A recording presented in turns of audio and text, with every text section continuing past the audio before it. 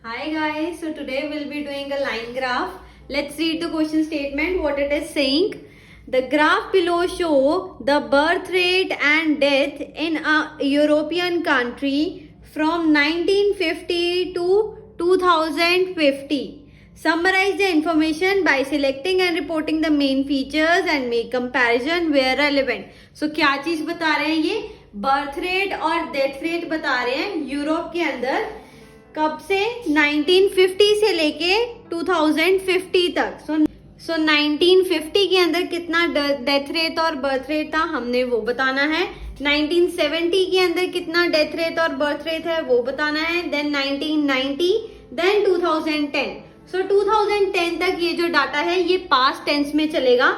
Then 2030 का data भी हमने बताना है, that will be in future tense. And 2050 का डाटा भी हम फ्यूचर टेंस के अंदर ही लिखेंगे कि प्रिडिक्ट करेंगे कि इन फ्यूचर डेथ रेट और बर्थ रेट कितने कितने इंक्रीज होंगे. So let's summarize it. So 1950 के अंदर चेक करो कि बर्थ रेट है वो कितना था. सो बर्थ रेट 1950 के अंदर कितना था? अप्रोक्सीमेटली 7,50,000. देन 1970 के अंदर जो बर्थ रेट है वो अपने पीक पॉइंट पे पहुंच गया और कितना हो गया? 10 लाख. सो 1990 के अंदर चेक करते हैं जो बर्थ रेट था वो क्या हुआ? डिक्रीज हो गया और कहां तक पहुंच गया? 6 लाख तक. देन 2010 के अंदर जो बर्थ रेट है वो फिर से इंक्रीज हो गया और कहां तक कांस्टेंट रहा? 7 लाख तक कांस्टेंट रहा टिल 2050 तक. सो 2050 में भी जो बर्थ रेट है वो कांस्टेंट ही रहेगा. कितना रहेगा? 7 lakh. Then let's move to the death rate. So 1950 के अंदर चेक करते हैं जो डेथ रेट है वो कितना है. 1950 के अंदर जो डेथ रेट था वो 7 लाख था. देन 1970 के अंदर जो डेथ रेट है वो 7 लाख है. सो 1950 से देखो 2030 तक जो डेथ रेट है वो 7 लाख तक कांस्टेंट ही है, सेम ही है. देन 2030 के बाद जो डेथ रेट है वो इंक्रीज हुआ और बढ़ के कितना पहुंच गया? 8 लाख तक. सो 2050 के अंदर जो डेथ रेट है वो कितना होगा? 8 लाख होगा. सो हमने ये इंफॉर्मेशन क्या है अपनी लाइंस के अंदर, सेंटेंसेस के अंदर फॉर्म करनी है. So let's move to the board की बोर्ड के ऊपर हमने इसे कैसे एक्सप्लेन किया है. सो फर्स्ट ऑफ ऑल क्या है, हम इंट्रोडक्शन लिखेंगे. सो इंट्रोडक्शन लिखने से पहले हम बताएंगे कि हमने कनेक्टर्स कौन से यूज करने हैं और वॉइस कौन सी यूज करनी है.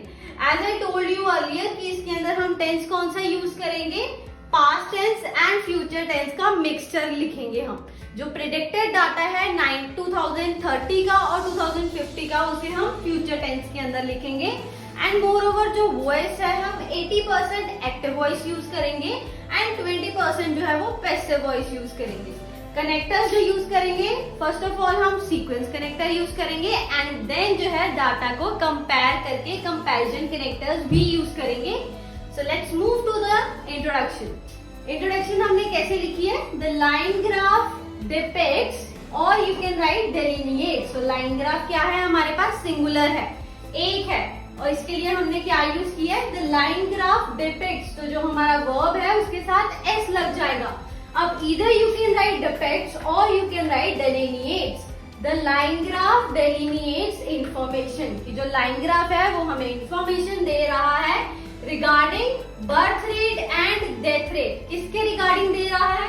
बर्थ रेट के रिगार्डिंग दे रहा है और डेथ रेट के रिगार्डिंग दे रहा है इन यूरोप. सो यूरोप के अंदर फ्रॉम 1950 से लेके and also give the projection up to 2050 और फ्यूचर प्रोजेक्शन भी दे रहा है कि फ्यूचर के अंदर जो डेथ रेट है और बर्थ रेट है उनके अंदर कितना इंक्रीज आएगा या कितना डिक्रीज आएगा, उसकी फ्यूचर प्रोजेक्शन, फ्यूचर एस्टिमेट भी बता रहा है.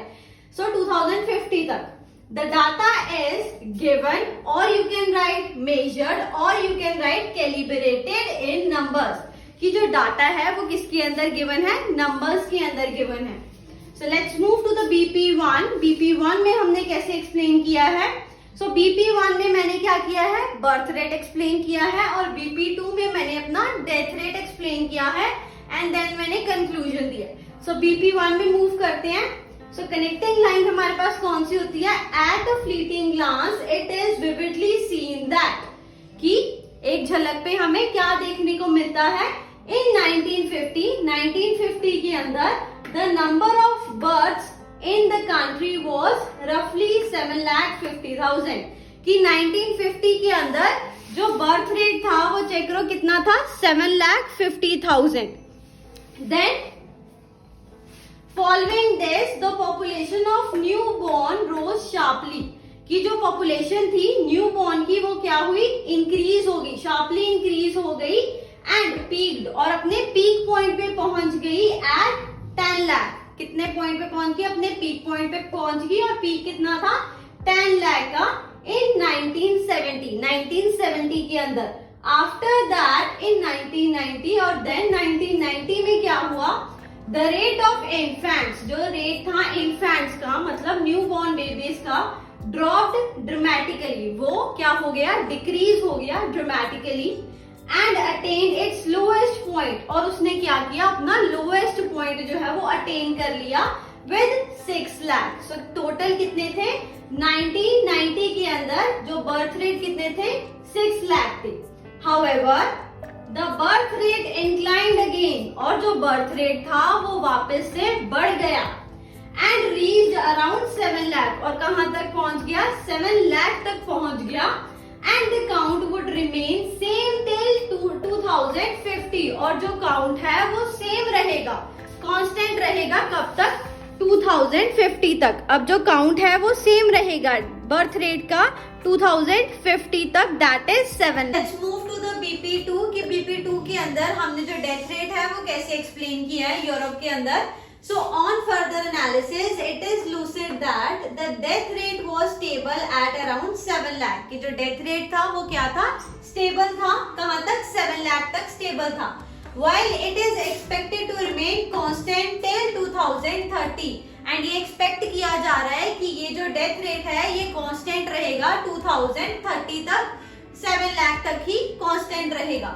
After 2030 it is forecasted to increase, और 2030 के बाद ये प्रिडिक्ट किया जा रहा है कि ये जो डेथ रेट है ये इंक्रीज हो जाएगा, एंड रीच 8 लाख, कहां तक पहुंच जाएगा, 7 लाख से 8 लाख तक पहुंच जाएगा, which is the highest mortality rate, जो कि हाईएस्ट मोर्टेलिटी रेट है. मोर्टेलिटी रेट मतलब डेथ रेट है.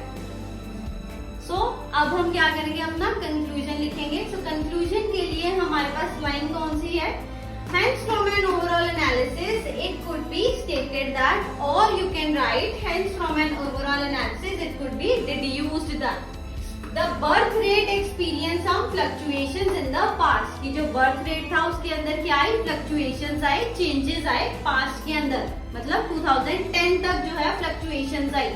Whereas जो डेथ रेट था रिमेन स्टेबल, पास्ट के अंदर जो डेथ रेट था वो क्या था, स्टेबल था.